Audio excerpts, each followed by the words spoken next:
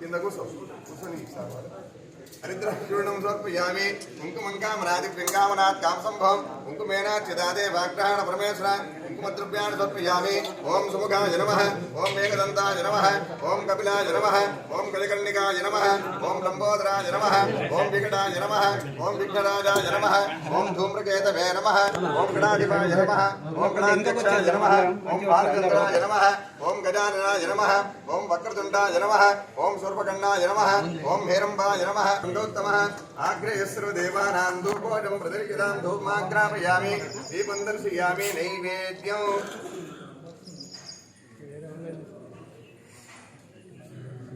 कर्ता दुःखहर्ता वार्ता विघ्नाची पूर्वे पूर्वे प्रेम कृपा देवाची सर्वांगी सुंदर उडिसेंदूराची कंठे दुर्गे माळ मुक्ता माळाची देव जय मंगळमूर्ती हो श्री मंगळमूर्ती दर्शन मात्रे माना स्मरणे मात्रे माना कामाना मूर्ती जय देव रत्नागडिताहारा गौरी कुमार संताना देवो देव जय मंगळमूर्ती हो श्री मंगळमूर्ती दर्शन मात्रे माना स्मरणे मात्रे माना कामाना मूर्ती जय देव लंबोदर पीतांबर हरिवर बंधना कुंड वक्र कुंड श्रीलेन सहस्रामाता मन्महे सदना संकष्टी बाबा मे निर्माहे रक्षारे पुरवर गजवदना देव जय मंगलमूर्ति हो श्री मंगलमूर्ति दर्शन मात्रे माना स्मरणे मात्रे माना कामाना मूर्ति जय देव परोगजानन भगवान की पुरुषान विद्महे वक्रतुण्डाय धीमहि तन्नो प्रचोदयात् मंत्रपुष्पादिनं समर्पयामि नमस्करोमि अनेन यथाशक्ति वरसिद्धि विनायक स्वामी देवता पूजनेन भगवान् सर्वात्मा श्री विघ्नेश्वरार्पणमस्तु।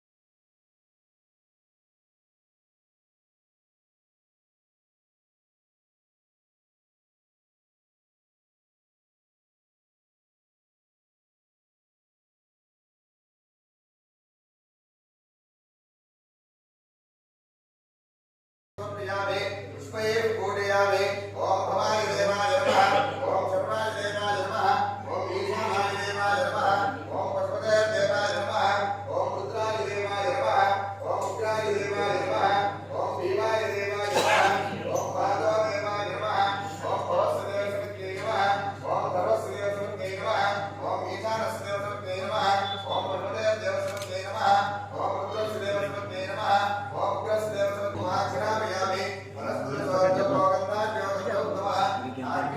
नमः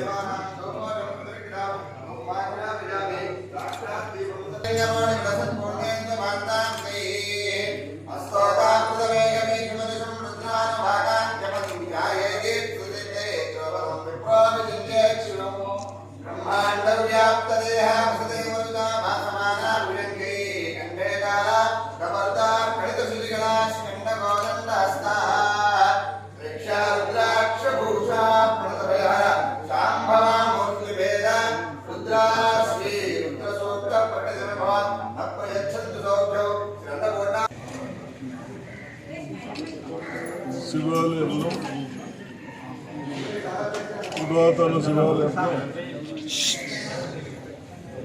మన సాంప్రదాయ ప్రకారం ప్రతి సంవత్సరం వినాయకుని పూజలు చేస్తాం.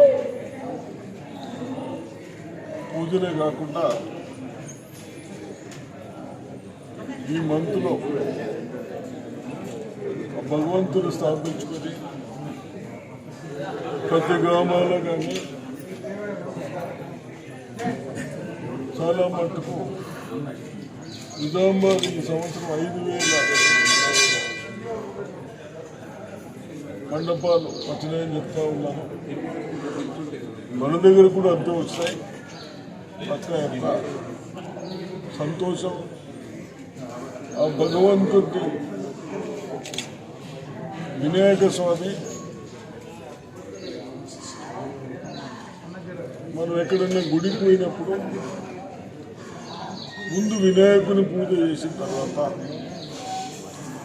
ఏది గుడి పోతున్నామో ఆ దేవతలు మనం సందర్శించుకుంటాం, దర్శించుకుంటాం. కాబట్టి వినాయకుని మనం మన సాంప్రదాయాల ప్రకారం కొందరు 9 రోజులు పూజలు చేసి, కొందరు 11 రోజులు పూజలు చేసి మన సాంప్రదాయ ప్రకారం ఆ భగవంతుని నిమజ్జనం చేస్తాం. నీళ్ళు ఎక్కడైతే రివర్స్లో కానీ, చెరువులో కానీ, బావిలలో కానీ ఆ విధంగా చేస్తాం. మరి మన దగ్గర కూడా బోధర్లో 17వ తారీఖు రోజు నిమజ్జనం ఉంది. నేను ఒకటే యువకులకు, ప్రజలకు, అన్ని మతాలకు, మైనార్టీ కానీ, క్రిస్టియన్ కానీ, సిక్కు కానీ, హిందూస్ కానీ, వారి మతాలకు సంబంధించిన ప్రార్థనలు వాళ్ళు చేసుకుంటారు. మనం కూడా హిందూ సిస్టంలో మనం చేసుకున్నాం. కాబట్టి తప్పనిసరిగా మన సాంప్రదాయ ప్రకారం గుడి నుంచి తీసుకెళ్ళి ఎక్కడైతే మనం విమర్శన చేసే స్థలం వరకు ఎక్కడ ఏ గొడవలు కాకుండా, ఎక్కడన్నా ఎవరన్నా ఇబ్బంది పెట్టకుండా ఇప్పటి వరకు అలాగే నడుచుతాం. కానీ అయినా నేను ఒక పెద్ద మనిషిగా, ప్రజాప్రతినిధిగా మీ అందరికి రిక్వెస్ట్ చేస్తాను. మనం ప్రేర్ చేస్తూ ఉన్నాం. ఎందుకు? మనం అందరం చల్లగా ఉండాలి, కాలాలు బాగుండాలి, అందరికి చదువులు రావాలి, జాబ్స్ రావాలి అనే ఉద్దేశంతో మనం భగవంతుడు ప్రార్థిస్తాం. ఆ భగవంతుడి విమర్శన రోజు మనం ఇన్ని చేసినాయి. అక్కడ చిన్న తెలిసి తెలియని గొడవతో మళ్ళీ ఇబ్బంది పాలవుతాం. కాబట్టి దయచేసి యువకులు కానీ, అందరూ పెద్దలు కానీ, ప్రెస్ కానీ బాగా మన సాంప్రదాయం ప్రకారం చేయండి. ఎవరైనా ఎక్కడైనా డిస్టర్బ్ చేయరు. కానీ చేసిన వాళ్ళని మట్టుకు కేసు బుక్ చేసి చాలా సెక్షన్స్ పెట్టి శిక్షించే విధంగా పోలీసు చెప్పిన మాట్లాడారు. కానీ ఆ పరిస్థితి రావద్దు. నాకు నమ్మకం ఉంది 100% రాదు. అయినా మన చట్టాలు ఉన్నాయి. మన భగవంతుని తీసుకుపోయేటప్పుడు ఎక్కడన్నా చిన్న గొడవలైనా చట్టంలో ప్రకారం కేసు చేస్తాం. కాబట్టి అటువంటి దాంట్లో రావద్దు. ఈ ఫ్యూచర్ని జరగబోతుందని నేను యువకులకు కూడా రిక్వెస్ట్ చేస్తాను. ఆనాడు తాగి కానీ, ఇంకోటి కానీ, రేడులో మనం భగవంతుని తీసుకుపోయేటప్పుడు మన సాంప్రదాయ ప్రకారం తాగి చూపులో మంచిది కాదనుకున్నాం. అందరం ఈ 10 రోజులు 9 రోజులు వెజిటేరియన్ తింటాం అందరం. అటువంటిప్పుడు ఆ రోజు అక్కడ చేస్తే బాగుంటుంది. కాబట్టి దయచేసి అలా పాటించాలి. ముస్లిమ్స్ కూడా 16th వాళ్ళు అనుకున్నది వాళ్ళు చేసుకుంటారు, మనం చేసుకుంటాం, క్రిస్టియన్స్ చేస్తారు, చిక్కులు వచ్చి సరదాలు చేసుకుంటాం. అంతేనా? నాకు నమ్మకం ఉంది బోధన ప్రజలు ప్రశాంతంగా ఈ ఫెస్టివల్ చేసుకుంటారు. నాకు నమ్మకం.